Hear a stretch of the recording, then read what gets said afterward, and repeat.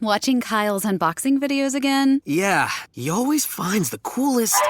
No way! A robot dog? Gotta ask where he got it. Or use your Samsung Galaxy S24 Ultra. Just draw a circle around the dog on your screen, and it shows you where to buy it right in the app. Whoa, I just learned a new trick. And that for once, I beat Kyle to the next big thing. Circle it, find it with the new Galaxy S24 Ultra and circle the search with Google. Get yours now at Samsung.com. Internet connection required. Results may vary based on visuals.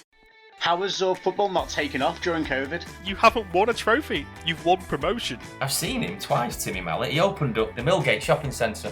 Oh, really? This isn't a podcast. Think you'll find. This is a business meeting. You leave Ryan Reynolds alone. He's been through a lot this season. Can't wait for them to have to act that out on the charades round of A Question of Sport. Half-time bullseye, why not? Or could you win a speedboat? Forgot Les Parry took charge. I've got a pair of his shorts upstairs somewhere. Hello everyone and welcome to It's Only a Game podcast. What are we on now, lads? October 22? I've genuinely lost count of what time of year it is.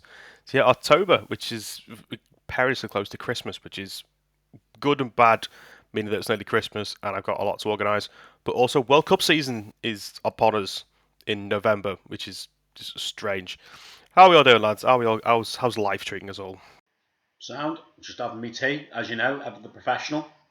In fairness, I have had a busy day. It's only about 8:20 here on the Tuesday the 4th of October. So it's not an unreasonable time to be eating. For anyone who cares, it's not one of those low-budget Martin Lewis teas that we discussed on the last podcast. It's worse than that. Yeah, it's much worse than that. It's salmon fish cakes with quinoa, chili sauce, and a bit of lettuce, which I'm pretty sure is out of date. I mean, judging by that, then he should be in Birmingham at the Tory conference. Nah. Although Greg and I do know a person who's been speaking at the Tory conference, so we're not proud to admit that. But anyway, otherwise, all good indeed. Excellent. Deck, Greg, feel free to jump in. Yeah, all good this end, lads. Sat with me dressing down on it, keeping the heating bills down. But yeah, all good. Greg? Yeah, all good here.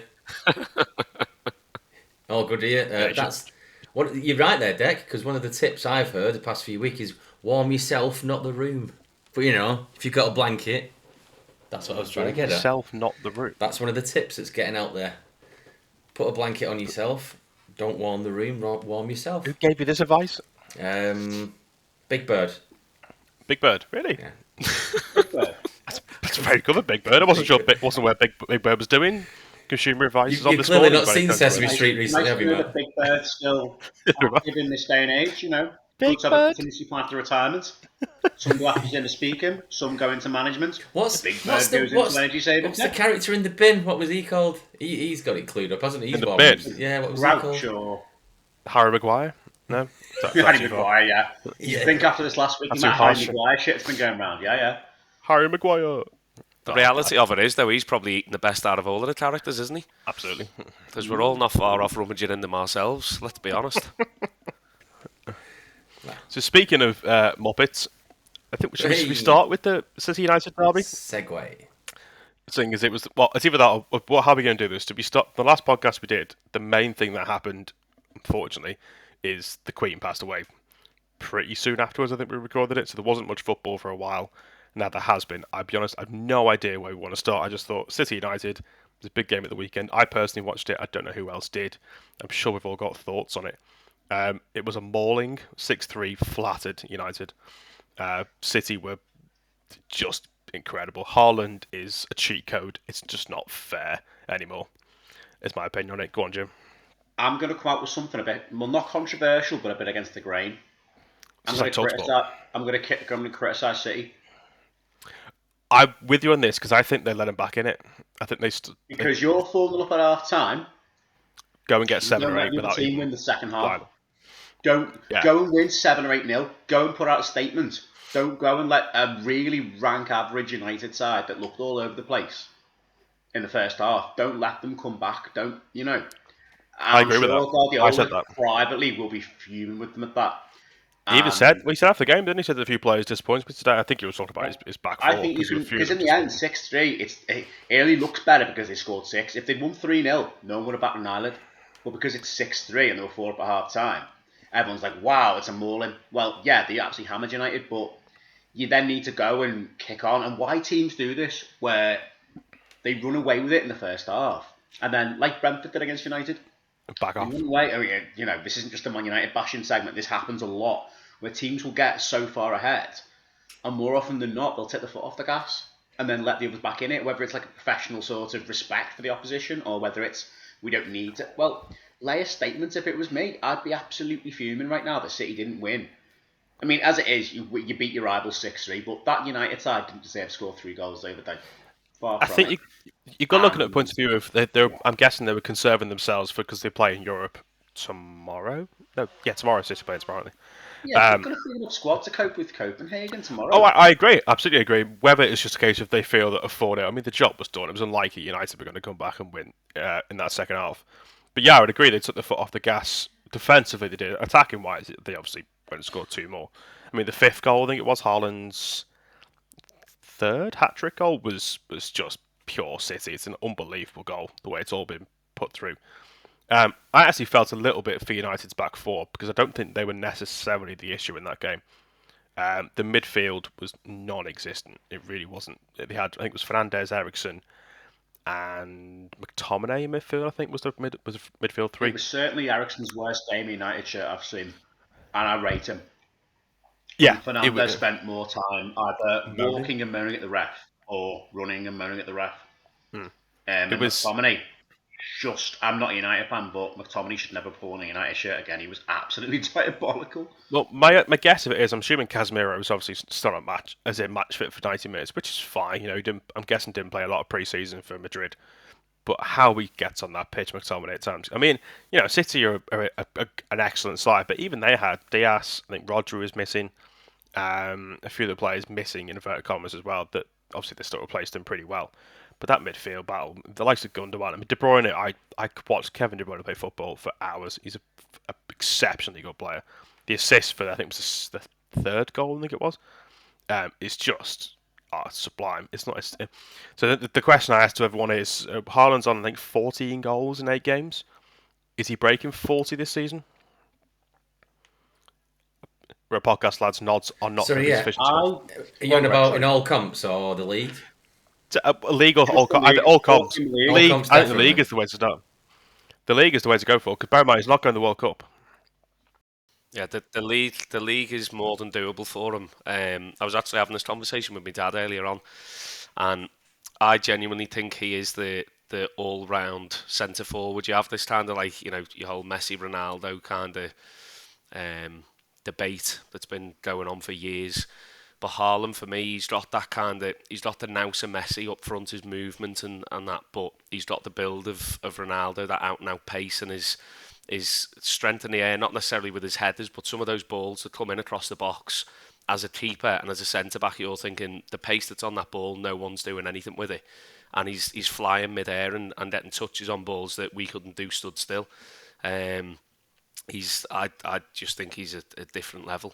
And I'm kind of happy to see him doing well in the Prem as well, because I think there was that bit of doubt around him that could he do it? Not that the German league isn't of a very good standard, because it is, but there's a lot of teams in there where it's time, you do get your high scoring games in there as well. And I think, as you were saying, with the likes of De Bruyne and that behind him, if he can stay fit, if he has a full run of the season, I can see him breaking the 40 record quite easily. I'd agree. I mean, I look at it from a point of view with him where, if you look at all the great strikers, Premier League strikers, I will go off. They all had, the Shearers, Agueros, Henrys were all brilliant. I think they all would agree they had something missing from their game that he's got. So Shearer, for example, was exceptional in the air, had a great right foot, but wasn't the quickest player. Owen, for example, was a fast player, wasn't the biggest in terms of stature. He's got everything. He's quick, he's strong, can finish with both feet, can head the ball. It's frightening how good he already is and is going to be. Go on, Jim. Yeah, I think the only thing that stops Haaland from scoring 40 league goals a season is Erling Haaland. We talk about him, all the memes, he's a machine, he's this, he's that, he's not human, he's like Terminator. problem with machines is they can go faulty, they can break down. And if you look at his injury record at Dortmund, actually, he has missed quite large chunks, certainly last season, I think the year before as well, where he wasn't available for Dortmund for selection because of various injuries. And because he's such a machine, it doesn't take much for stuff to go wrong. But I agree, if he looks after himself, he can, because I don't see how even top-level defences across Europe or in the Premier League will be able to adapt their style to deal with him. Because it's weird to watch him off the ball. Because if you watch him, it's not that he doesn't do much off the ball, it's just his knowledge of when to time his run, where to be, where the pass is going to go. I'd say it's simple, but it's in a way that you can't defend against, because, to be quite honest, you don't know what he's going to do next with his movements off the ball. He's got that much up his sleeve, hasn't he? He can feed off anything if you're playing wide through the middle. He actually stuck his toe out in time. You knew exactly where to put his studs and everything. Most centre forwards, even taller players than he is, and don't get me wrong, he's a bit of a majestic Norwegian meat shield, as what's his face described him, Troy Hawke. Absolutely unreal, by the way. He's an absolute man mountain, but there's bigger strikers who would not have been able to have had the time in the nous and the ability to get their foot out and they're stood onto an inch perfect ball from De Bruyne. And vice versa, De Bruyne knows there won't be many other centre forwards in the world that would be able to get on the end of that ball the way it was, because United's back four, or the centre backs weren't expecting that ball to go in so deep, and neither was De Gea. Yeah. Well, the fact he didn't come for it. But yeah, I do think so long as he stays fit, and I do hope he does, apart from maybe 2 games of the Premier League season, I think you can guess which 2. Because all this talk of Everton's got the best defensive record in the Premier League at the moment. Yeah, just wait till I think Haaland smashes his 5th in 15 minutes. We're having that for as long as we possibly can. We've got a week. Park End Bars will be absolutely fuming. I'm not being funny. Don't get me wrong. We're not going to dwell too much on Everton. Obviously, I know we've won again. Tarkowski and Cody have been class, but Haaland would just make mincemeat on them. Yeah, as he would. I don't mincemeat. I think the thing he's got is he's not salami. Yeah. I think it's. I was going to say kind of putting that onto United. If you're a United fan, are you back at panic stations, or you just sit there and go, you know what, they're just a miles better side than we could ever imagine. Our best chance was to go there and on the counter, maybe nick a goal or 2 and hope for the best. It's a tough argument because the Brentford game obviously would have raised more alarm bells, but they've proved this season already that they can perform against Arsenal. They beat Arsenal, they beat Liverpool. Are you back at panic stations if you're a United fan, or are you just saying, you know what, it's a one-off, let's move on to the next one and start again? They're another level that we clearly are not at yet. Or is it obviously because it hurts more with it being with your local rivals as well? I'm always quite intrigued to see what everyone's opinion was on that. I think you have to isolate that game because you're not going to come across a Haaland every other Saturday or every other Tuesday. I think you have to isolate that. I know it's easy coming from we're League 2, what have you, but there's no other way. You can't. Not everybody has a Haaland. There's only City has him. I think you definitely just have to move on, go to the next game, I think. I think it's a fair comparison to make even with League 2, because you get some seasons in League 1, League 2 where teams just run away from it, and you can see there's a massive gap where you play a team, and if you can get a draw, you're delighted. But there's other teams where you just go, you know what, fair enough, they're going up. They are just a level above what we could ever achieve. On to I think for United on that, I think I'd flip that. I think I'd be more concerned about the result the other day than I would be about the Brentford game. Because Brentford, you could put it down to early season, rustiness, lack of fitness, new players bedding in. They may have even underestimated Brentford, which you shouldn't do, but it's not impossible. Yesterday was the big occasion, the big game, and let's face it, it's not the first time we've taken a bit of a shellacking at Man City at the Etihad. In recent years, they've lost 4-0. You say that they've actually got quite a good record at City recently. Yeah, the record's better at City. It's not bad actually. It's better at the Etihad than at Old Trafford. Yeah. Well, I think that says a lot. Then, doesn't it? When the pressure's on, they don't perform. And the truth is, United want to be where it's not like it's like I don't know. I'll say Bournemouth purely because they're the one side that haven't conceded to Erling Haaland this season. Weirdly. But it's not like Bournemouth where they go there, take what they're having and they go, right, we'll write it off, lads, because we want to stay in the league. United want to be where City are right now. They spend the kind of money that City spend. They've got the same ambitions as City have got. which to think, years ago, that's so strange to say. And for me, I'd be more concerned. You could write the Brentford game down as a one-off and learn from that. But from that City game, you're completely outplayed in a way that, how can you learn from that? Because you're miles off where you want to be. I think tactically, Ten Hag got it. I can see what he was trying to do. I think the only real hope in that game, you're never going to go and out possession City. They're just too good at keeping on the ball. You've just got to be a bit like Villa did the other week, where you get the ball in the small pockets that you do and make the most of it. He's got a lot he can learn from that. I think when it comes to the return leg in, I'm guessing, is it March, April next year? I don't know when the return leg is. You would assume he's going to set them up still, even at home. They're still going to be a lot deeper. The high line they were playing was an interesting tactic. When you've got, City aren't blessed with tons of pace going forward. They haven't got, but even what they have got is just players on the ball who are just so good, who could just pass through the lines anyway. But yeah, I can see your point. I personally have the point of view that you have to just not to treat it as a the game's gone and move on. But there are definite things that he should be learning from that they can take into games in the Champions League, in the Europa League, even into bigger games this season, where they've shown that they can produce when it matters. I do just think City, they're going to win the league at a canter. It's going to be 10, 15 points clear in my eyes. I can't see. I know how Arsenal have started well, and we'll get onto Arsenal in a second. But I really don't see who catches them at the moment. Can I just bring you to Ten Hag's comments after the game as well regarding Cristiano Ronaldo? I know it's one player who didn't even play, but that's kind of the point. He must have known the question was coming about why didn't you bring on Cristiano Ronaldo? And anyone see what he said? He said something like, I didn't want to disrespect his career, something like that. I didn't want to disrespect or besmirch his great career by putting him on in such a game. For so many reasons, what a weird thing to say. Don't get me wrong, I'm of the opinion that he was right not to bring him on. I absolutely don't think he would have made a difference, and I actually don't think he's got any use at United anymore. Personally, it's clear Ten Hag doesn't want him.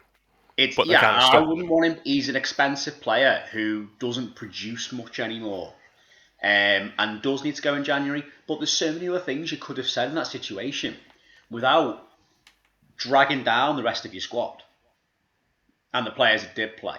Basically belittling your own performance as a manager. Basically, the team I put out and picked tactically was so shit that I didn't want to bring on this wonderful, great 37, 38-year-old because of the indignity of him playing in this game in a local derby. Ronaldo's lost so many Manchester derbies over both spells. It's neither here nor there to him. You could have just said, didn't fit the system, didn't fit how I wanted to play today. Martial was scoring 2 goals. Anthony scored a really good goal. There's so many things you could say in that situation where you could save face both for your squad, your management style, your tactics, and the player himself. But instead he comes out with this weird quote that's been spoken about days later, where it's sod the legacy of his career. It's if you think there's no use for him, just be honest and say tactically we felt that players in this position were doing okay on the day. Which Martial came on and scored, or started. I don't know if he came on or started, scored 2. So I think it shows. Weird thing to say. It shows a step up from. Ajax obviously are a big side. Don't get me wrong. This is not be besmirching Ajax in any stretch, but United's job is another level up from Ajax, especially with the pressure that you're under in the Premier League. And I think it has to be a learning curve for him on dealing with players of that magnitude. There's no one else really apart from this, unless they had Messi in that squad, who were going to have the stature that is Cristiano Ronaldo, who will go down as one of the greats of the game. Already has to a certain extent. And I think he's maybe struggling with how to cope with a player who has that. I don't think Ronaldo has necessarily done a whole lot wrong. I agree. I think he needs to go. I don't mean that in he's holding that team back or whatever else. I just think it just needs a bit of. It just doesn't need him in it. It doesn't need his name against it because it just takes away from the players they have got. The Sanchos, Anthony you just mentioned as well. And I think it'd be good for the two of them. He wants to come back and obviously win something. I don't think he really realised how bad that squad was until he got there last season. They were losing at home to certain teams even. And I think if I were United, I'd cut my losses and go, you know what, thanks Cristiano. It was on paper a great idea. in an ideal world somewhere, we've done really well. But you know what? It's best if we move on. But then at that point, where does he go? Who takes Cristiano Ronaldo? Because as we saw in the summer, no one really wants him. There's a lot of clubs in the Middle East. Yeah, it's where Saudi it's clear Arabia, that he wants to UAE, compete. even Qatar World Cup. What we better than the legacy of Qatar World Cup being Ronaldo signing for a Qatari side? I don't necessarily agree at a political level, but it could happen. Or he could go to America. Who knows? Go on, Greg. You just took the words out of my mouth. If you were Ronaldo, would you go to the MLS? Because it doesn't seem like there's many options. He might as well just do a bit of a cash cow, go to America, get in the limelight, fancies himself a bit, go to Hollywood, do all that. Oh, is that? It's the issue I've got is it's clear because you look at the clubs he was linked with in the summer. Atletico Madrid was the one that would have been hilarious if he'd gone through. I think Simeone went, no, sod off. Yeah, exactly. But it's clear he still wants to compete at the top level because obviously Messi's at PSG and is doing well. I don't think he's ready necessarily yet for that sort of step down in inverted commas into the MLS or into the Qatar League, etc. It is clear I think he still wants to compete at some high level, and I really can't think of any club that is going to take on his wages and the fact he's Cristiano Ronaldo. And if you bring him in, you're going to upset some players you've already got, which is what's happened at United. He's gone in there and told some truths to certain players, and Ten Hag, rightfully for me, is actually kind of slowly just sort of cast them out and gone, no, the focus is on these young players. I've got Martial's, got Anthony, etc., Sancho, Rashford, who are now going to be the future, not a 38-year-old who is still great, but ultimately doesn't get me a long-term solution to what the problem is, which is United playing well. Go on, Dak. I think he should do what Jay Spearing's done at Liverpool.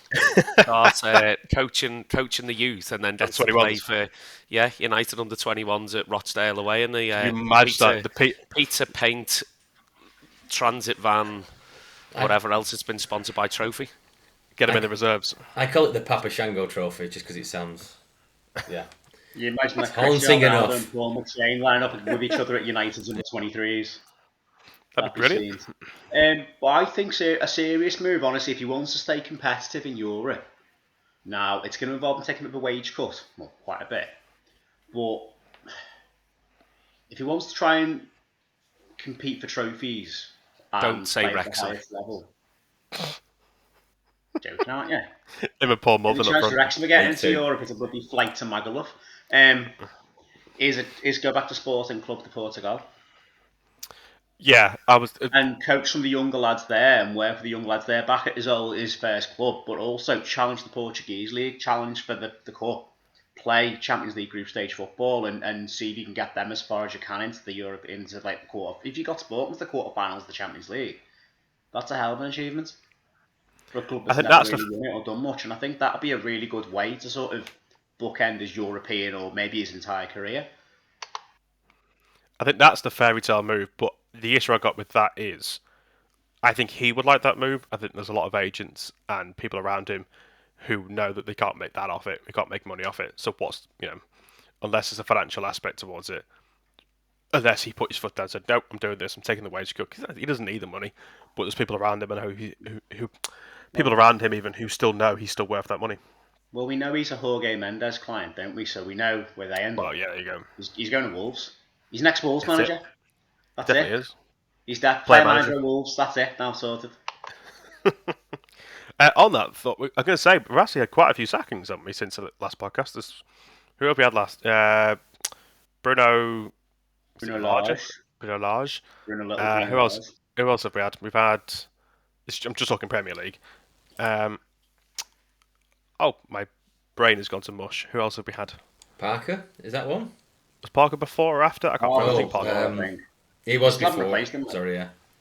There's someone else, isn't there? Who else has been sacked recently? There is quite a big one. My memery's terrible. Oh my gosh, how do I not remember who it was? I'm not trying to go through the league. I feel like it's somebody that it was almost Middlesbrough. Can't think of his name. Middlesbrough have sacked Chris Wilder. They've sacked Chris Wilder because they're in the bottom three of the championship. I know that much, definitely. There's loads of managers that have gone where it's been like, oh, is that harsh? Is that, oh my god, who is it? That is really bad, and we've all forgotten collectively. And Exeter's manager is meant to be going to Rotherham. Chelsea have sacked Tuchel. Of course, Chelsea and Tuchel, of course there is. Yeah. I always get Chelsea and Rotherham mixed up. Yeah, of course. Well, Makes sense. Makes sense. yeah. Yeah, Chelsea too. Of course, Chelsea, Of course, Graham Potter has gone to I think Chelsea. we mentioned Tuchel sacking, but we didn't get to the Potter part. I don't think. If you Yeah, I get think it, Potter hadn't was happened. aside. I think it was in between the Tuchel Potter. Yeah, that's the one. Yeah. Yeah. So, thoughts on Graham Potter at Chelsea? It's a big move. And he's had a mixed start, shall we say? Any thoughts? It feels. I think winning at Palace is a good start. They lost at home. You can say he drew at home with Salzburg in the Champions League. But he'd literally draw at home been someone else. about. Pardon? I thought they drew at home to someone else as well. Might get mixed up with someone else. I don't think so. No, we've had the international break, haven't we? And we've had the fixtures cancelled. Oh, true. The Salzburg draw, he'd been in the door about 24 hours at that point, hadn't he? To be fair. Yeah. And Salzburg are underestimated. I think they're a good young side, and they'd have come there with fire in their belly and a chance to really put on a show and put their names in the shop window, because that's why you go to Salzburg, is to put your name in the shop window. Let's be honest, you don't go there to play the Austrian Bundesliga the rest of your life. And I think a solid win. Obviously, Conor Gallagher, standard, pops up in the last minute with an absolute worldie against his former loan club. Doesn't celebrate. Hell of a goal though. Yeah, it's a great goal and a hard place to go. A good side, Palace. I think he's started well, and I think you don't hear as much about the crap that you get with Chelsea. Is that there's less. There seems to be an air of calm about them at the moment, because there is an air of calm. He's a very intelligent thinker, is Graham Potter. Whether that lasts, of course, we don't know. Because who knows what Todd Bowley's going to say hope it does, because I rile up the British media. Well, yeah, I know. But, what was his last one? The All-Star game. The All-Star game. Who's it? He asked. I think it was Klopp. He asked, and he goes, "If he can find a place for it, we'll do it." But all the other games, good. You can't. Yeah. You can't understand the dig at the fixture list. Less games, not more. We do need less. Yeah, I think less games is definitely the issue at the moment. I mean, it sounds bad, but I mean, we obviously had the international break. I didn't really watch it. I watched a bit of the Germany game, which, all right, was a decent game on the face of it. But at any given point, did I have any real affinity to it? No, not really. I didn't watch the Italy game. We were crap, what I gather. I feel bad because I feel like I shouldn't be one of those people that only gets behind England in a major tournament. But I know I'm not alone in that thinking, so I don't feel as bad about it. I'll watch Euro qualifiers, I'll watch World Cup qualifiers, I will watch the games against Andorra and Kazakhstan and San Marino. I don't care about the Nations League. It's like we got relegated, and you're like, okay, unless we get to the Final Four, in which case I'll be like, okay, maybe. But to me, it's like, it's weird seeing the words England are relegated, because how can a country get relegated from a league? It's just weird. It's just another Papa John's trophy, isn't it? It's a money spinner, really, isn't it? It's just trying to get people into more international friendlies, basically. Yeah, it's just taken away from those pointless friendlies that kind of go in between your tournaments. It's just trying to make something of it, but I don't think people are buying into it. Relevance. England will go into League B, probably beat Austria and whoever in that league, whoever, and probably come straight back up again, and that's fine. It has absolutely no bearing. The only thing it does have a bearing on is the fact that we're second seeds to the Euro qualifiers now, meaning we are going to get a big nation in the top group, which makes our qualification a bit more challenging. But that's all I really care about, more than the Nations League itself. It's one of those odd things. The whole that run of games actually hasn't really helped England. There's no point. I know you got to play games for a World Cup, but we're not playing a game now until Iran on the first. Is it Iran first game? Yeah, Iran. But with anything, we've just created more questions than what we've answered in the game. So you feel like, well, what was the point in playing it? Because it hasn't really benefited England. I've ended up with people saying that, why is Maguire playing? Why isn't this player? James Maddison was mentioned heavily last night in the last Forest game, who had an absolute stormer of a game, by the way. I think it was 2 goals and an assist. We'll come on to Forest, because I do want to talk about Forest, actually. I was going to bring them up later. It's a strange time, because I just... Going into this tournament, because it's a winter tournament, there's not that excitement that I think we've had. You get to the end of the season, you get that buzz of, who's going to win the league or whatever else, and it's just like, well, we're stopping. Oh crap, we're playing. It feels like it hasn't really been any sort of build up to it. It's just kind of turned up, and here is the World Cup in 6 weeks. Away we go. I don't know if anyone else feels that way. It just seems to be there in the background that I forget that it's going to happen. I go, oh yeah, it's a World Cup year, and it just doesn't seem as there's no anticipation like what you were saying, Matt. There's no build up. There's no anticipation. Like usually when it's a normal World Cup calendar, whatever you want to call it, you feel it, you go right, and then you get your England kits, what have you. I've not had any of that yet, and I don't know if I'm the only one. I'm a bit like that. I think the thing is, I think of the Euros and the World Cup, I think it was synonymous with summer. So you think of, beer gardens and whatever else, and you think, not that I particularly go and do that kind of stuff, but I think about it in that capacity where I suppose you've got that end of season break, and it's like, okay, your club team's finished the season, but now you've got the World Cup to focus on, and it's all about. I think because of that break midway through the club season, there's going to be. I mean, not that we've got many players from Everton going to the World Cup, but there's going to be that panic of, he better not get injured or whatever else, and because I don't know, it's a strange one. When it rolls around, I'm sure I'll be all for it because it's 3 games a day, 4 games a day, whatever it is for 2 weeks, which is great fun, and they're all at decent times in the UK. For us working from home a lot, Jimmy, had the football on quite a lot. I think it's an understandable complaint that it's been moved. Well, one, that it's in Qatar at all, but I'm not going to get into that. And two, it's been moved to the winter. Obviously in the Northern Hemisphere winter. But we're all looking at it from a very Eurocentric perspective. As in, the European leagues will always run autumn to spring. Whereas you look at like MLS, you look at the Asian leagues, you look at some South American leagues, they run because they can't play games in the winter because the conditions or for whatever reason. They play basically throughout a calendar year. So they play, say, I don't know, Feb, March to maybe October, November. So every other World Cup, including those that are in like countries where they do have just the summer league, in the past, have had this mid-season break for a major tournament.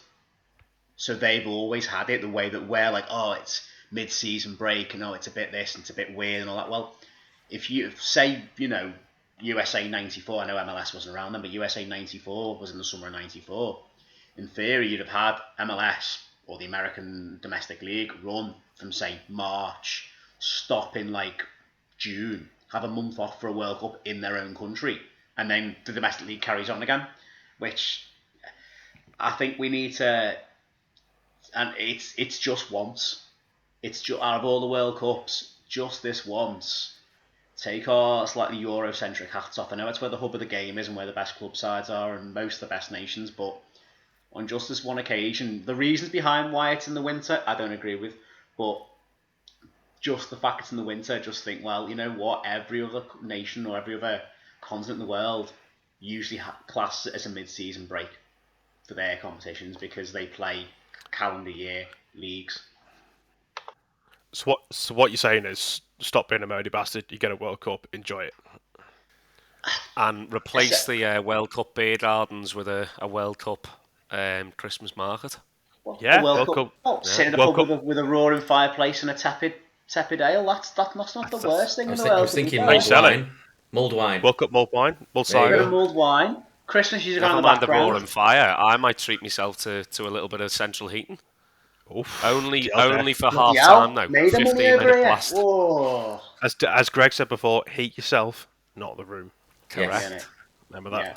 So I've got a dodgy gas line direct to heat yourself the before Middle you East. cheat yourself. There you go. That's what I was saying for the winter. I never thought of that. I never thought of going to the pub in like a winter situation where it's going to be like winter pub. That's inside actually made me think a bit quite good. The roaring fire and 4 games a day, mulled wine and just in between games, you go to the Christmas market. market. How old are we? You won't have all the wasps buzzing around. You actually won't have the dickheads in the beer gardens because the big and you also be a thing. And I hate be to that say fucking this, cold as well. Yeah, I hate to say Just this, freeze your bollocks off. But you're not going to have all the school kids running around the beer gardens because they're all going to be in school. Because they'll all be in bloody stool with me as I'm trying to watch the 1 o'clock kickoffs. That's a good point, Off you go, kids. Because go and colour in. Have you thought? Now, again, we won't out you of where you teach whatever else. But has this come into your planning for November, December of how the World Cup games are going to operate? England games in particular, because there's one I think which is during the day. If memory serves I me correctly. have already. Yes, I've secured secured The a TV. whole stool in the hall, early lunch, whole stool in the hall, 1 o'clock kickoff against Iran. It's happening. Nice. Is it instead of halftime oranges? Is it halftime Dairy triangles? Absolutely, and I'm encouraging the kids to bring in their own pyro as well, because I haven't got enough to share around. So Imagine. It'll be confetti, won't it? It'll be confetti. You'd be honestly shocked what some of the kids would have at home. Some schools have been literally fireworks coming in. Sir, put this in. Yeah. Shit, My no dad patch. got this from the market the other day. Oh, whoa. That's what it is. It's also near bonfire night. yeah, and I do not have a good record when it comes to pyrotechnics on the 5th of November. I'm giving it a miss this year. Cost of living and all that. I'm not going to go and buy. There's a story there. We want to hear it. Yeah, no, I mean, I've had a few mishaps. We bought a £90 rocket once from Dordale Garden Centre. Not to put them, out there as being a bad reseller, but Dordale. And it didn't go up. I've all been there, mate. All been there. Yeah. So to repeat, that was from Gordale Garden Centre on the Chester You just Highway, forget about it and move on. near the Welsh border. It was tired. Okay. They had a few drinks. Yeah, it was tired. It was a slightly damp and cold evening. Yeah, and it just didn't go up. It just It wasn't in the mood. But there was there was an explosion, just not in the sky. Again, all been there. I swear, it's never usually like this. It's the first time it's ever happened. Premature, wasn't it? It's just because you're so pretty, Dak. It just couldn't contain itself. It got excited. It's fair enough. All been there. All been there. Yeah. I feel like I know that line far too well. I know, yeah. Script, isn't it, someone? Anyway, moving swiftly on. Yeah. Anyway, what was we talking about? Who's top of the league? Fireworks, Gunners, Arsenal. There you go. Arsenal. Boom. Beautifully done. He's got us out of that one. An absolute segue killer. Absolutely. You're welcome. Arsenal Spurs. Who watched it? I didn't. I watched a bit of it. It's a bit in the fan zone at Tranmere, but I have to say, Arsenal look the real deal. I know it's early on, and they always bottle it whenever they look good, apart from when they didn't lose a game. But I think they could challenge City. I don't think they'll win it, but I think they could push them and finish second. I genuinely. Yeah. Even the young I think they finished second. Look mature. The young lads in the side now, bear in mind, you've got the two older lads. You've got your Partey, your Xhaka, who, by the way, Granit Xhaka, he's a man transferred to Arsenal from where he was. Then you've got the two lads from City who are like 25, Zinchenko and Jesus. But then you've got 21 to 23-year-olds, the likes of your Sakas, your Salibas, your Smith Rowes, your Martinellis and all that, Ramsdale. They're all experienced heads for young lads. So they've got time and experience on their side. I really do fancy them to do well. Genuinely. And come January, they'll sign Ronaldo. If they're challenging, because he'll be there for a little bit of glory hunting only against City. So Ronaldo, he'll be a bit like the John Terry full kit wanker. He'll just hop in when they're being presented the trophy. That's my prediction, listeners. Imagine Ronaldo at Arsenal. That'd be so funny. Weirdly, I wouldn't completely rule it out. I'm like 99% rule it out. You heard it here first. You imagine. All I'm going to say is Amazon, of all the seasons they could have filmed, had to pick the season where they had, thankfully, the banter, a bit more banter season. It would have been a really boring episode, wouldn't it? The first two, they've won, 7 out of 8 games, whatever they've won. It would be a little bit like, just a bit. In fairness, though, they've all been a bit like that, haven't they? The Tottenham one, they filmed when... yeah, they got lucky, didn't they, when Pochettino got sacked. Mourinho came in. Mourinho came in, and then there was a little bit of content. Obviously, Arsenal's was a bit hit and miss. Wrexham's one, not to bring them up again, but they didn't go up, in case anyone wasn't aware. How far along are the Wrexham one? Have they got to the end of the season yet? Because I've only seen as far as... They're not, no. Episode 7, 8, something like that. They've just beat a team that everyone expected them to beat. I don't know how far you are, Dec.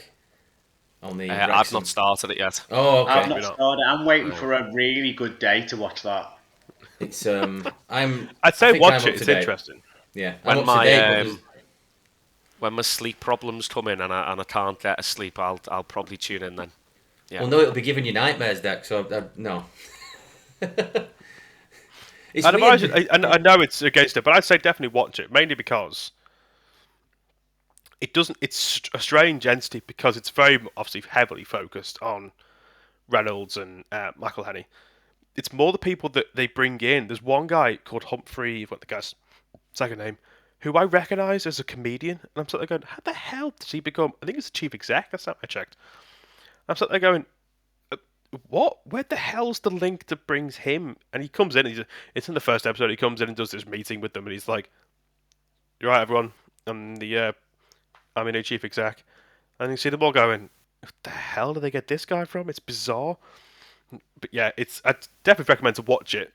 There's one episode which is based around like the sports news stuff in America, like a parody episode. You can probably skip that one unless you really want to watch it.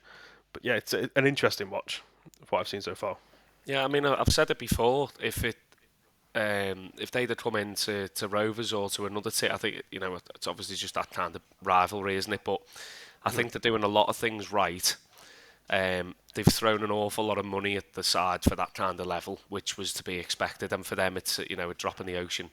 But they do seem to be doing a lot of things kind of in a fan-orientated way, so it's not, they've not come in, thrown money at it, and then just gone, right, we'll step back now, or we'll leave the club in a worse position than it was. So they do seem to be doing it in the right way.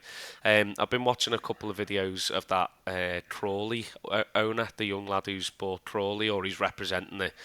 And they seem to be the complete opposite end of it. That he's very much like, Chaos. Look at me, I'm getting a train to an away game, I'm going to vlog it all. Just seems like a bit of a moron. He invaded the pitch as well, didn't he, on his first game or second game or something? So he got a fine for the club for invading the pitch with his own fans. Brilliant. As owner. While we're on that topic, of you saying vlogging games, and because it came up to again recently, opinions on fans recording themselves at the game.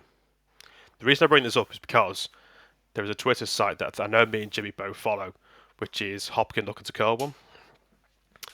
And he posted a video. I only bring this up because of the game they played recently. It was a Southampton fan. There were two of them who recorded themselves at the game. And his tweet was, it was the game against Everton the weekend.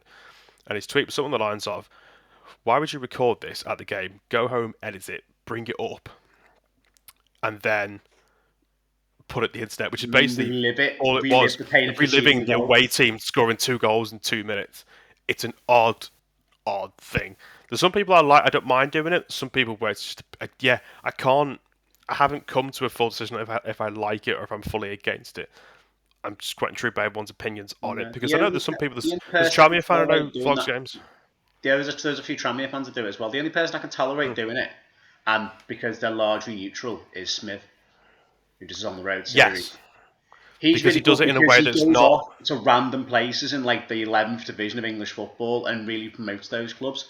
But it's when somebody goes to the same club and the same ground every week and just films themselves watching the game in their season ticket seat. How self-indulgent, no one gives a shit. And I wouldn't want to if we'd lost a home game or lost the whatever game, I wouldn't want to relive that. I just want to go home and forget about it. Yeah, agreed. I think if it's someone neutral, there's a few people that we've obviously all watched and stuff in the past, and maybe now that if you're neutral, you don't off your reviewing grounds or you do atmosphere or whatever it is, fine, because it's that little bit of they might turn up at our club next week, whatever.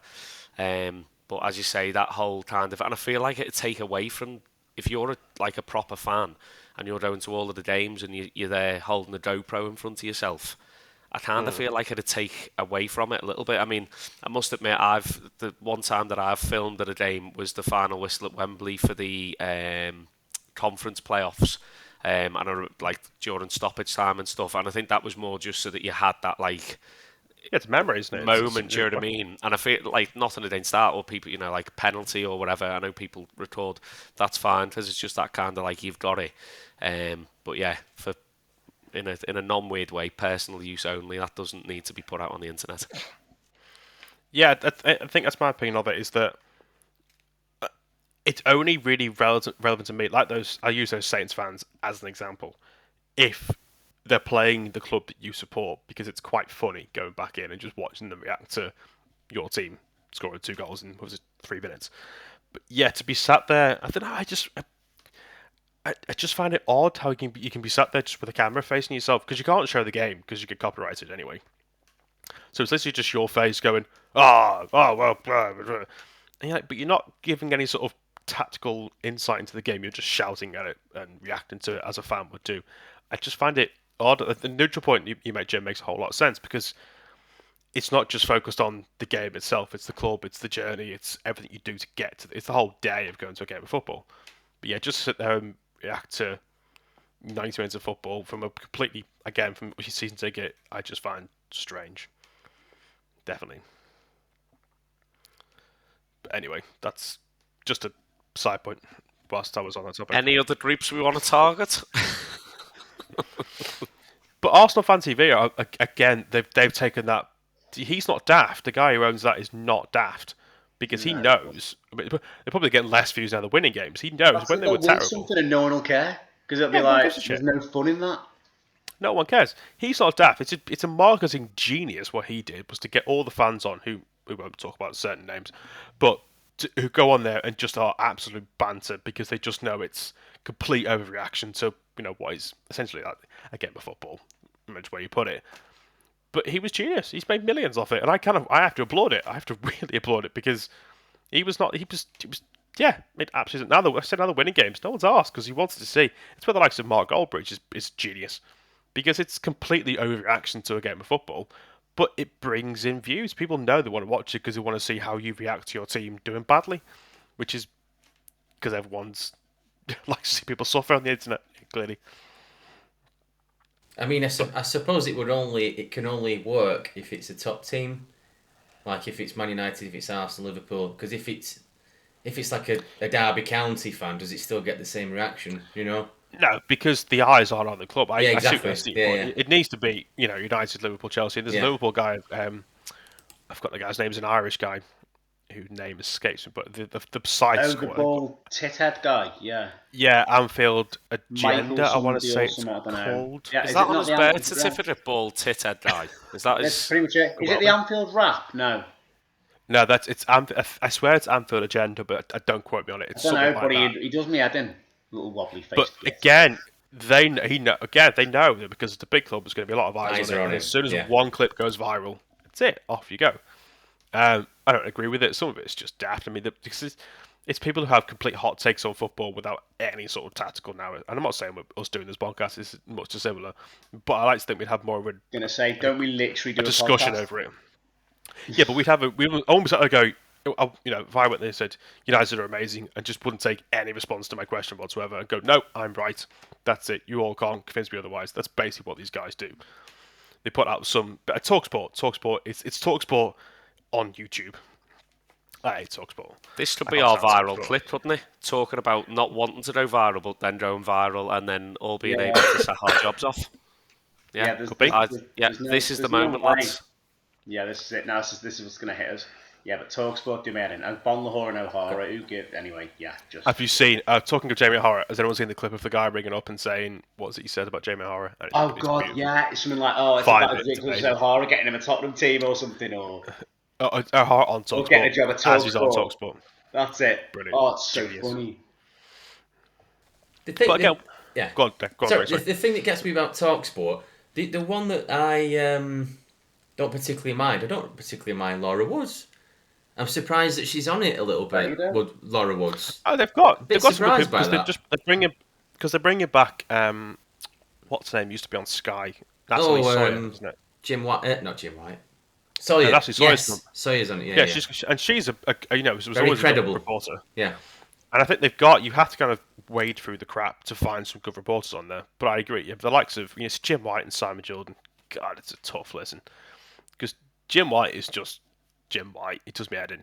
And Simon Jordan just wants to. They like having that viral thing they can put. So and so said this, and then it goes completely viral, which probably should be our tactic. So I'll put in some random opinion, and we'll use that as a clip. It's almost like Jim White is a parody of himself a little bit now, I think. Yeah, he was. The deadline you think that, do you? You think that? What do you mean? Oh, I can't believe it. And it just becomes a sensationalist. It's just like, and then Simon Jordan's there to sound off as an ex-club chairman about. And to be fair, there are occasions I go, he's got a point there, Simon Jordan. But then more often than not, he just comes up with some complete sensationalist, controversial bollocks just to give clicks. And I don't know. I mean, I'm trying to think now what we can say to get us clicks. Maybe, in order to reduce injuries, every football game should now be an hour long instead of 90 minutes. 30 minute halves. I think it reduces the injury time, and it reduces the amount of game time. If you want to play less games, we'll be able to get more games in, be able to get more, the European Super League games in. And it's just more manageable for the families, and for the casual fans. Even have half time. More affordable for the clubs. Floodlights are on for less amount of time, but then the absolutely. EFL won't back that. And that's it. You can There's use another segue. Yes, we'll get to that if we can. You can use the extra half an hour at half time to put on a half time show. You could. It's a good shout. See, So, I was going to go for first goal wins, but that I agree with the 60 minutes long. I think or you do both, 60-minute games or first goal wins. Flip a coin before and decide. Flip a coin. There you go. Sorted. Yeah, games is on a coin toss. We might win the league. Sheer dumb luck. Still wouldn't. Find a way to get relegated somehow. Still find a way somehow. We'd managed to lose the bloody coin. Yeah, that's it. We haven't got any. Yeah, you go to you haven't got a coin to you haven't got a coin to spend. It's all contactless. Where do you put your card? Fuck the EFL. Right. Anyway, on to the EFL. On to the EFL. Greg, you bring this up because you. Sorry, before we go on to this, Matt, should we talk about a certain former EFL club briefly that you wanted to discuss about Forest, and then we'll go on to the EFL because you said you wanted to.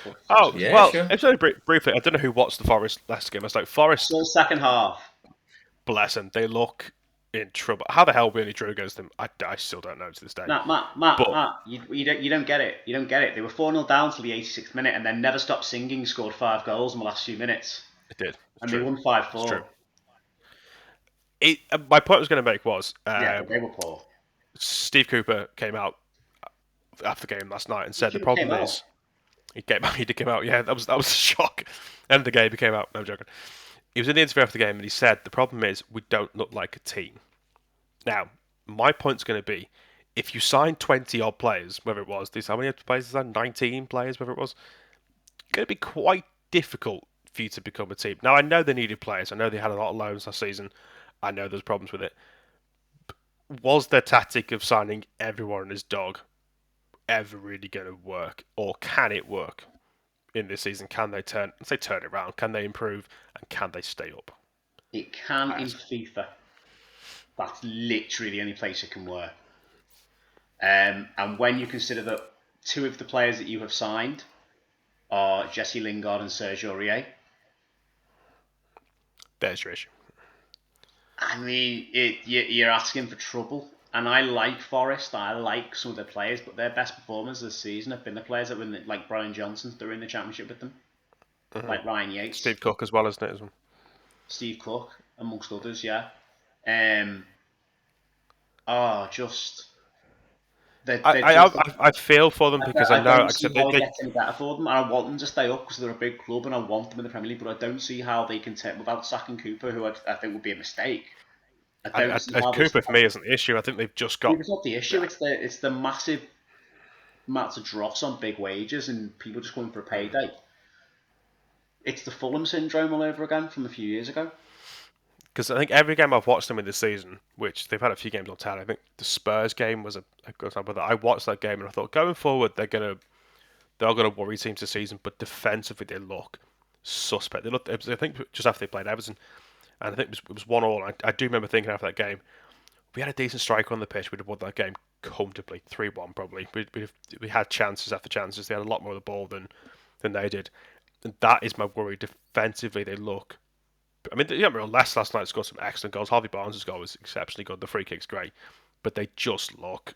Like, he's right. They look like 11 players who had never seen each other before going on the pitch, which is a real worry if I was a Forest fan. Largely because they haven't. But I think my biggest loser for the season so far, and this is going to be, I think this seems to have been forgotten about a lot now, is Dean Henderson. Yeah.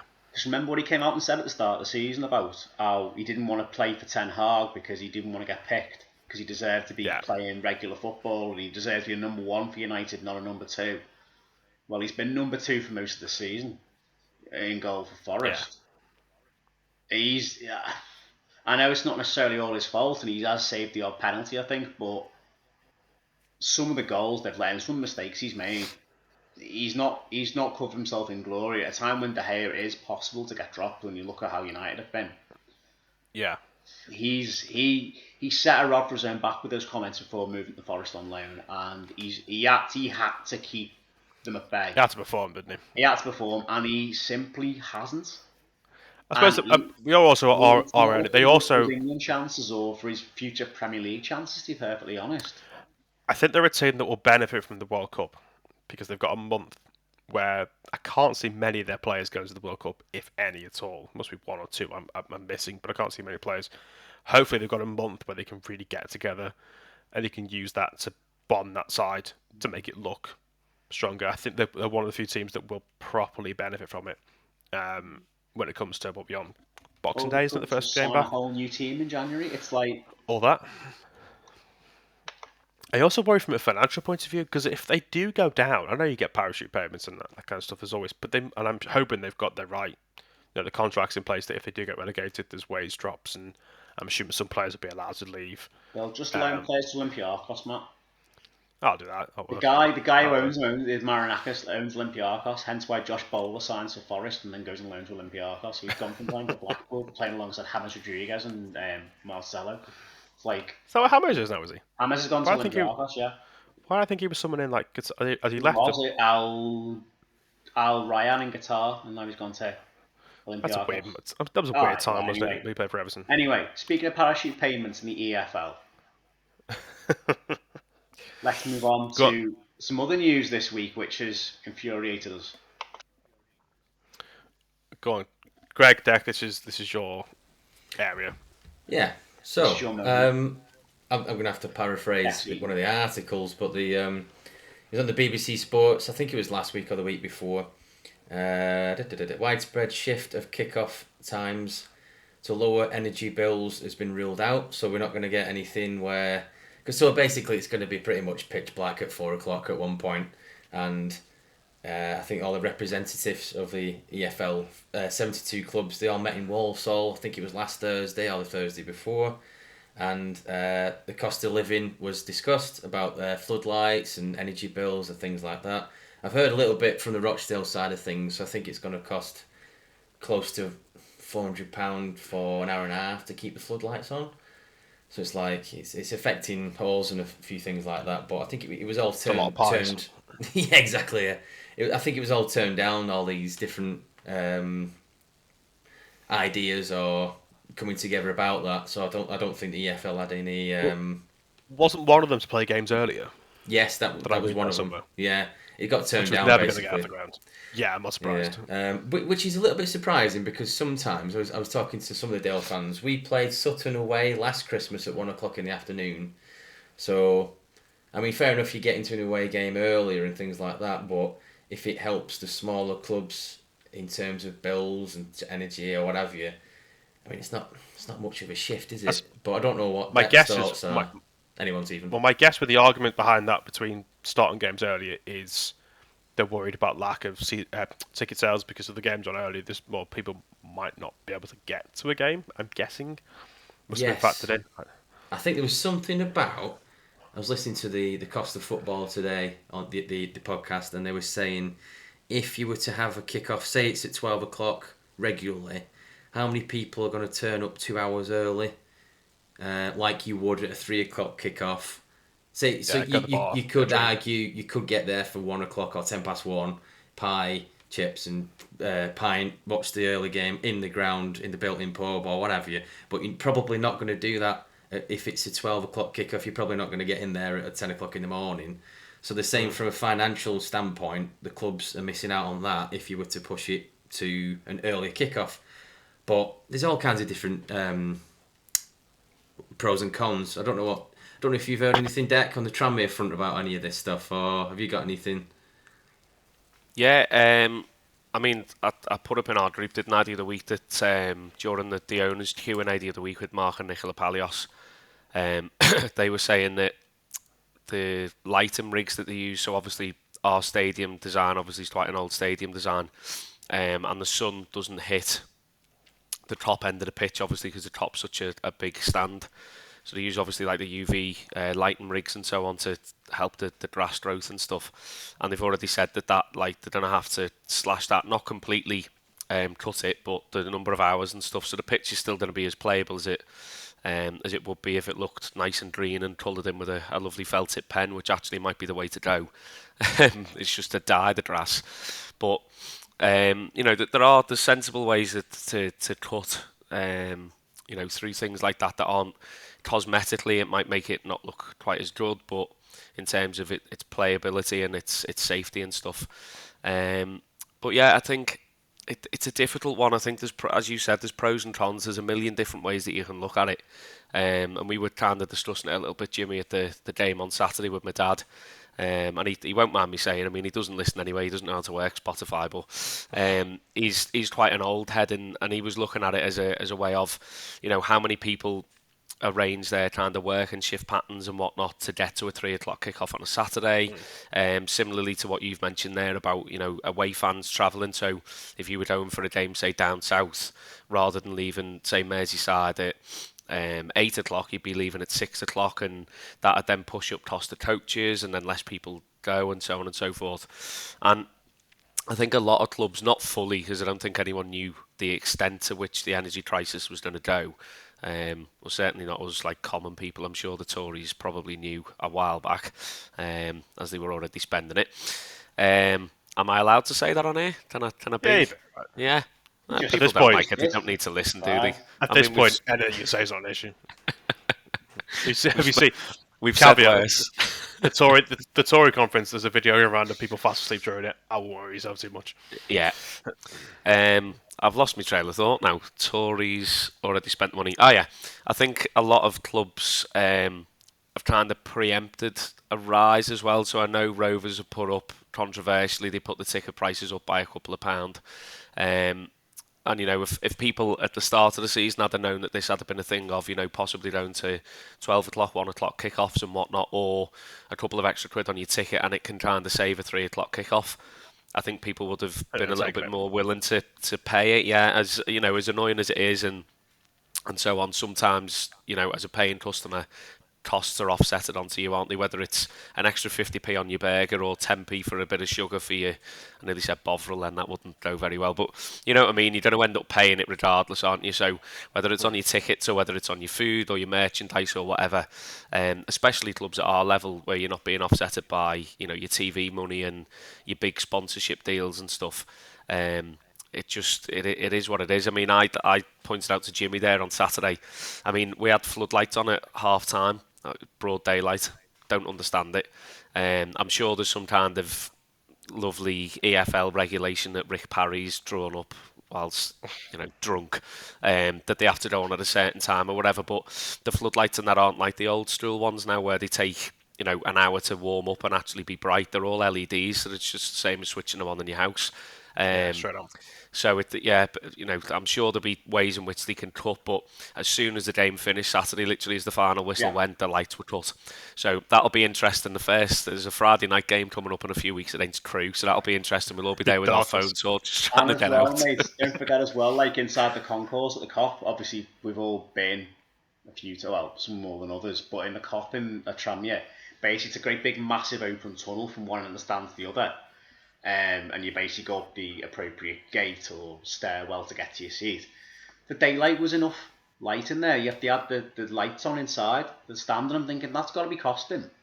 You don't need that lighting on in daylight, except when it got dark in the evening, by all means. But at times there was needless lighting on, as me and your dad pointed out on Saturday. I'm sure it's all grounds up and down the country having floodlights on during what is playable daylight.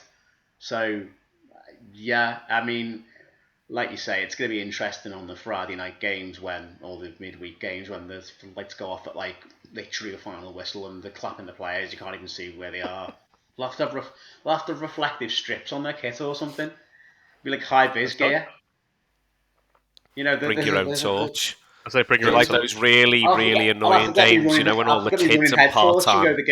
Genuinely, next time I go to a night game, I'll have to get my running head torch out and go along and be like, all right, lads, I'm going to the game. It's You know, gonna like when all happen, those isn't it? part-time fans start waving the torches about, and then the other end starts doing it, and then it turns into a bloody Yeah. Coldplay concert. That might actually be useful. Yeah. Um, Everyone's swaying from but side to the side. other I'm not waving interesting the thing phone, there just on swaying the Saturday, legs. But what's that? there was no scoreboard. Now No, that whether was it's I heard weird. working about again, this. but the But it scoreboard was did. off. Well, It Pat was broke I it. because think whoever Mark it Palios was. tweeted about it. Oh, did he? Yeah, he said that it was knackered and they had engineers trying to fix it, but they clearly couldn't fix it in I time was for going the to game say to it start. wasn't working Look very back well on when I Twitter came in the somewhere. ground. I must have got in the ground about 2:30, and I had Tranmere 7. Whoever the women's team was they played, older, nil. So obviously they'd had the women's game, obviously tying with what we did with Bethan. Amazing stuff, by the way. An amazing result for the ladies, can we just point out, and they've been doing pretty well this year. They beat Alder 7-0 at Prenton Park in front of, playing their first game at Prenton Park. But the score was still on the scoreboard a week later. It was like, think the scoreboard slightly had it if it's got a week old scoreline on there. But yeah, that was weird. Just like, I know we go to away games, sometimes there's not a scoreboard there. Like, there wasn't a scoreboard at Salford the other week because the ground's just crap. But yeah, it's just weird. Yeah, Nicola Palios tweeted this was 2:30 on Saturday was the first, wasn't it? We're having an issue with the scoreboard today. The electricians are working on it now in the hope to get it working before kickoff. I'm assuming they didn't. It did not. No. Yeah, that was They strange. also had technicians there for the sound system this week because there's only one stand in the ground that the speakers are working in, and apparently they've had a new system fitted. They keep testing it in the midweek, and it plays fine with music, mics, and whatever. And as soon as there's a crowd, and it stops working. So we've invested in a new sound system that can only be used in an empty stadium. The fans there, because the body's there that absorb the sound vibration, and the sound's awful. You can't work out what the guy's saying. Where'd you get it from, Salford? What's that? Amazon special buys. It was a Black Friday early deal. I was going to say richer sounds, but fair enough. Going back to the EFL, palaver, they're bloody useless anyway, the EFL. You know what I mean? I don't know what they would have done. They won't have any, emergency plan up the sleeve anyway. They all just want to kill clubs and go home. That's all they want to do. Well, I suppose the question I'd ask you guys, because it's clearly not a Premier League issue, this is obviously for the lower leagues. What would you have wanted them to do? Would you wanted to have financial help? Is this something you would have wanted implemented to, I'm not quite sure what the teams were looking for. If that makes sense. Yeah, I think the only viable option probably would have been some kind of financial offer. Not forced upon clubs as in, there'd be a repay or a whatever. But I think, looking at it, taking a step back and not looking at my set of circumstances as to why I'd want it at 3 o'clock or whatever, I think, generally it wouldn't work changing times. Obviously, there's no point moving to midweeks because they'd be evenings, which makes it even worse. So I think the only possible half-decent thing that they could have done was to offer some kind of financial support, which obviously they didn't, because Rick Parry will have spent it all on his prawn sandwiches in bloody Walsall. But yeah, for me that was probably the only ideal scenario. I don't know about anyone else. Yeah, never going to happen. Well, exactly. I think the only... We're on the provision. Sorry, Greg. The only thing they could have done is moving kickoffs or, like you say, financially helping clubs, but I can't even think myself what we could have done. So, I mean, going back to individual clubs, there's only so green that they can be with light bulbs and things like that, and they're possibly already doing all that already, possibly, like what Dex ran about. So, sorry, go on, Dex. Sorry. They could have given us all a smart meter. That would have been useful. That would have worked. Which is, counterproductive because it actually uses more energy, but crack on. Maybe that's what they're going to install instead of a new scoreboard. They'll just have a big energy meter. Giant one. Yeah. The giant energy meter. That's the real scoreboard. Is when the energy meter gets below into the green zone, everyone starts cheering. Has it got it's like a league of all the teams and who's spending the most on energy. That's what you can use the system. Weirdly, right? You laugh there, guys. There is actually, I think there is a green league in German football, because obviously German football. There is I think there is a thing I heard on a podcast a few months back now, where yes, they have the regular Bundesliga table, and then they have in certain websites they have the green Bundesliga, which basically ranks certain websites. No, not dodgy websites. Like energy saving. So is this The idea behind this is that Basically, you where they look at the rank the carbon footprint clubs of from each 1 club. to 18 based on how green and how energy efficient they are, which I think Mainz are really energy efficient over in Germany. I think anyway, I can't remember now exactly. But it's like a really good initiative to have, and it gives that kind of reward for a club to show they are being as environmentally friendly and cost. It's not just saving money in the pockets, but it's like ranking them. So it shows like that, I don't know, whoever you might say, oh, we might be doing shit in the league, but hey, look, we're actually being really good for the environment and the community at least. We're And that top you of the get league some for kind of turning the fridge recognition off. for that. Yeah, But my only issue with it being the Forest Green would win the bloody Forest Green will win English the bloody Premier League, Champions wouldn't League he? of it, Because absolutely, but then they run their we club don't on want that. bloody cow farts. they They got do. the ball boys on Admittedly, hamster wheels. They do I think there's admittedly, yeah. but I think a lot of clubs now will have energy saving like bulbs, which is always good. And I did want the kick-off times moved at first, but then I think having discussed it with your dad on Saturday, Dak, you set a dangerous precedent there. If you move kick-off Yeah. times for this, then what else are they going to do next? And then what else are they going to get moved for TV? And what Yeah, your else are they get moved on a whim? flexibility's gone, isn't it? All And of a then, sudden, as you you've got a say, load of all over the place, and your routine of 3 o'clock Saturday is gone because of anything, and it becomes like the Premier League where games get moved. For example, 7 o'clock on a Sunday evening, just because any reasons. It's ridiculous. So They'll then Yeah, change and then it you to know weather. yourself care as from the the precedent you set. weather or anything like that, a pitch inspection, they're expecting a bit of cold weather, so we'll move a 3 o'clock kick-off to a 5 o'clock or whatever. And then yourselves as the end user, as a fan, will be the last ones considered then as well. Do you know what I mean? Yeah. So it'll be, we might get an extra 200 people in on Saturday because Liverpool are kicking off at 3 o'clock. So if we do 5:30, you might get a few, that kind of thing. You're just going to end up, the bottom of everyone's priorities, and you don't want that. Ends up like La Liga, where basically everyone plays at a different kick-off time. From Friday to Monday, it's like every game's on literally a different time, which it does my head in. Do you reckon the Premier League will ever do that? I hope not. Does my fucking head in. Because they did technically do it during the Yeah, during COVID, it's lockdown different period. when fans couldn't attend the No, game. I agree. But I mean that point of view. Do you Problem reckon with La they'll Liga, ever though, and anyone who follows Spanish football will know the authorities and the association in Spain do things last minute, like having the trophy readily available for someone to lift literally like an hour beforehand, if that, or not even ready. Is they don't release the schedule till the week of who's playing when. So the thing is, they don't have many away supporters in Spain. But like if you're a Barcelona fan going to, I don't know, Elche, you're not going to find out until like the week before what day from Friday to Monday and what time in that day you're going to play. Now imagine, booking a ticket to go watch Everton against, I don't know, say Southampton because Southampton played on Saturday. If you're trying to book to get an away ticket, that's great, but you don't know when it's going to be. When, if you're going to have to book a hotel, what about the trains? Are the trains even going to be on? It would just be a nightmare. And no, I really hope we don't. One, because I enjoy having those 3 o'clock bulk of Saturday games that you can follow from afar or you can check on your phone if you're at a game. And I just think it takes away from that enjoyment. If you put it on for telly so that everyone can see. It becomes a TV sport then. If you put basically every game on television. From Friday night at say 7 o'clock right through to Monday night at 8. But every game, Saturday, Sunday's a different time. It just becomes a TV show. And we don't want that. I mean, we're kind of nearly at that, really. Think about the Premier League. Most weekends you've at least got 3 days of games. I agree, there's still the Saturday at 3 o'clock.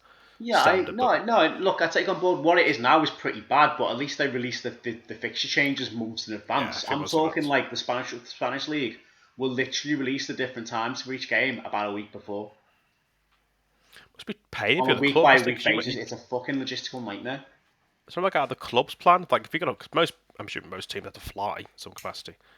How would you work out kind of where you're flying to? It must be a pain to kind of chart flights. Don't know. That kind of stuff. I mean, they'll know like who they're playing each weekend, obviously, but they won't know when within a certain time because, like I say, everyone plays a game at a different set allotted time. Yeah. Bizarre.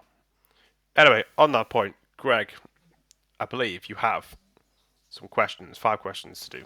5? I have 2. 5. I have 2 to wrap up the episode. With it being a Champions League night, I have a Champions League question, which is a 5s one. And all to sort of round it all off a little bit, we sort of started talking about the World Cup. I have a World Cup 5s as well. So do you want the Champions League question or the World Cup question first? Should we go Champions League first? And Champions then go League. World Cup? Rightio. So the question is, we were talking about Haaland, Messi and Ronaldo briefly earlier on in terms of goals and that he could eclipse those two players. What I'm going to do for this one, which is a little bit unusual, Ronaldo and Messi are 1 and 2 of this list. I'm going to take them out of the list, and then if you can guess the next 5, if that makes any sense. So the question is, the question is, players with the most assists in the Champions League history. Number 1 is Ronaldo. Number 2 is Messi. But I would like to know 3 down to 7. Is that right? 1, 2, Who's going 3, first? 4, 5. Who's going first? So Ronaldo has 42, which is the most. Then it's Messi on 37. I would like to know 3, 4, 5, 6, or 7. Right. Who's going first? I'm going to go on a bit of a limb. Ryan Need a pen. Giggs. I haven't got a pen, Greg, but that's for an hour. Come on, pal. A pen. Giggs is on the list. I'm not telling you which one until others. Yeah, just yet. Go on, Dak. You go next. No idea, really. Iniesta. Throw him out there. Probably not. Correct. He's in the 5. Yeah. See, I was going to say Xavi, but now I know Iniesta on the list. Xavi probably isn't, but I'll still go Xavi anyway. Xavi's on there as well, so you're all correct. So let's find out who got the most points. We've took out Ronaldo and Messi. Third is Di Maria with 35, which would have got you 1 point. Fourth is Neymar. He's got 31. Oh, sorry, it's joint. So yeah, Neymar and Giggs are joint, sort of fourth and fourth. Well, it's fourth, isn't it? Then it's Xavi. He's got 30. Then it's Iniesta. So technically, who said Iniesta? Dak. So Dek's got the most points. Oh. Then Hey, it's Matt. another win. Then it's Matt, and then it's Jimmy. Who was number 7 on the list then? 1, 2. Right. So okay, Ronaldo 1, 42. Simiu's number 7. Of course. Aha. Ronaldo. Aha. Ronaldo is 1, Messi's Sumi. 2, Di Maria's 3, Neymar 4, Giggs is joint 4 as well, Xavi, Iniesta, and then it's Benzema. All right. That was which is unusual. Fair enough. So I think the most points there goes to Dek for that one. So we're now going to go to the final question to round off the episode. So I thought we'd go for a World Cup one. So I'm looking for, and I'm not taking the top 2 out of this one. This is 1 to 5. 1, 2, 3, 4, 5. Yeah, I'm looking for the countries in the history of the World Cup finals with the most goals. So the countries that have scored the most goals in the history of the World Cup. Not World Cup qualifiers, World Cup tournaments. Brazil. Oh, tournaments, not just a final. Right, the finals. Sorry, the entire tournaments, and not the qualifiers. Right, okay. You know, so like the group stages, the semis, the final. Oh, yeah, fine, go on. Right, can we just specify this, Greg? Sorry. Is this total throughout all the World Cups or just countries scoring goals in one World Cup? Sorry, in the history of all of the World Cups. Oh, so combined from 1930 country? onwards, not like the most to have scored a certain amount in one isolated World Cup. No, in the Okay, history. yeah, it's fine. Okay, yeah. cool, it's fine. Dek, did you say, what did Dek say? Brazil, please. Yeah, okay. Dek's got he's locking that one in. Yeah, okay. That's in the top 5. Not telling you where, but just yet. That's not a shock, if I'm honest. It's not a Who massive do you want? shock, that really is it. No. I haven't Okay, got one in the my question head. I've got one in my head, but I don't think it's top 5, and it's quite a out there one. Well, I want to go Germany. That'll be in there. Yes, because that they've is won in the it top how 5. many times? It is in the Faroe top 5. Islands must be around there as well. Yeah, Andorra, they're pretty I bet. good. They're pretty good. Yeah. And Iran. No, I'm not going to go for the one that I Was thought I that was going B? to go for. I know this country's been to a load of... Actually, no. They've been to a load of world... So this is where you get to listen. This is great podcast content now. You listen to me agonise over Really countries. is. It's just how I spend my life. Yeah, there's a country that's been to a lot of World Cups, but I don't think they've got very far in them. So I don't think they necessarily... Would have scored a lot. How does it go with successor countries? So Only they you would are. ask that question. I know where you're going with that. Are they separate So or are they the same? Are they They're continued the classed as same? the same. They're classed as the same country, Oh, right. In which case, according to this list from FIFA.com. I'm gonna try Yugoslavia/Serbia. They're not on the list. Oh, Well, you well ever thought that, idiot? I would go Yeah. Italy. Yep. Italy are in the top And 5. I'm gonna go France. Argentina. Argentina. They are as well. Yeah. Which So one? there's one team that we haven't mentioned that is in the top 5. Did we say Spain. France? Spain. France. England. Whoever said France? Who said France? Is it Jimmy? Jim. Yeah.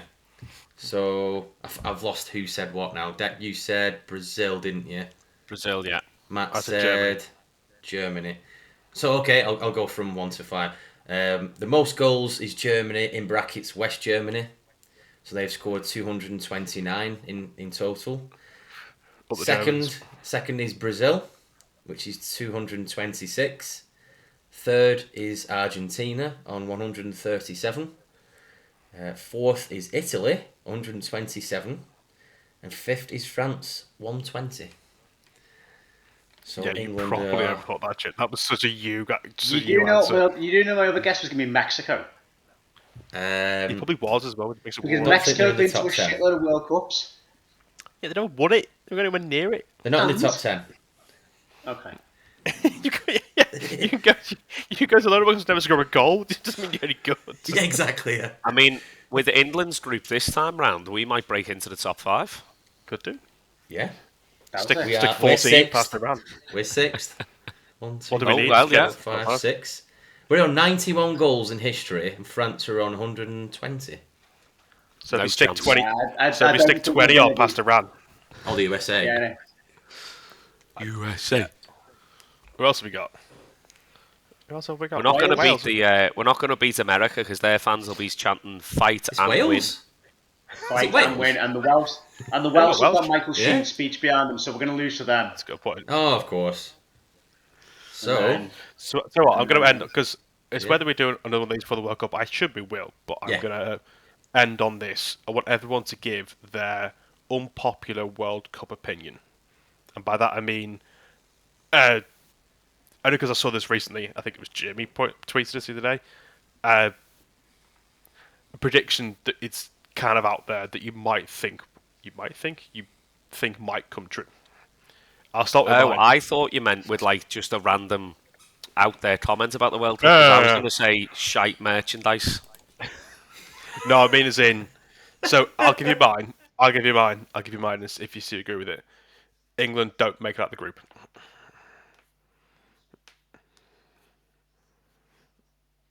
I will say, if we're going into the final game against Wales needing something, we don't win. That it? Come on, Greg. You just latched onto mine. Yeah, Get your own. yeah, fair enough. Go on, Jimmy. Deal. Oh, you have it then, are you? Fair enough. Okay, good to know. You know my unpopular opinion. Yours is Denmark are going to win it, isn't it? Denmark are gonna all win the the way in their faded red. In and their kits. blackout kit, what could be better? Outstanding, by the way. Humble, Yeah, fair play. beautiful. Outstanding. Mwah. I'm contemplating buying it. Yeah, the black one's amazing. I mean, the red one's lovely as well, but the black one's outstanding. What better? Well, the red one you publicity? could black as being an England away shirt, wouldn't you? Best of both worlds. The black one, And then you could just wear whoever anything. gets further, you just back them. Black goes with anything, so you could wear it with anything. Who's asked? Yeah. No, I think what better advertisement for the World Cup and the protest than a team with a blackout kit winning it. Actually, I've got another unpopular opinion, and that is to Qatar to get out the groups. what a bit. This is like what's the name in 2002, South Koreans. Yes. They won't Which get was any further. absolutely not a They'll get out the fix. groups though because they've been Wasn't a preparing fix. for this for bloody years, We've had long enough, can I say? and they've got the right to aspire, whatever it's called, a Perspire Academy, which is actually producing some quality players, and we naturalised half of Brazil, so Helps. maybe, yeah. Go on, Deck. Your opinion to end this off. I'm going to counter your one, Matt, and I'm going to go... Well, it's probably not an unpopular opinion. It will be, because I'm going to say England won't win it. England will get beat in the semis again. That's my prediction. Fair enough. Yeah. Fair enough. So unpopular for all the England fans out there, i.e. us, if we're doing well. If they're not doing well, we disown them and claim that we're, well, probably not Welsh, as they're not going to do very well either. It's not my fault. How are we feeling Wales to get further than England? That's one you could have. I suppose if England don't get out the group, I'm not suggesting Wales top the group and England second. What I'm saying is, like with the Euros, although Wales did top that group, I think. I don't remember now. Is that Wales end up getting further than England do? I suppose, yeah, because if England don't get out of the group, who does get out of our group? You'd have to probably back the Welsh and the USA. The USA, I think, are going to be... Although Iran have got some naughty attacking players. Jakenbash, Taremi, and the lad who's just gone from Zenit to somewhere in Germany. Oh, him, yeah. Pardon? Oh, him, yeah. No, I've forgotten his bloody name now. That's really annoying me. Right. He's a cracking player as well. Really not an issue. I can't see many people going, can't believe you forgot his name. For the guy who went from Zenit to... Where did he end up? I think he's at Bayer Leverkusen now. He's a good player. Oh, that's going to do my head in. Well, that ruins my plan to buy an Iranian shirt with his name on the back.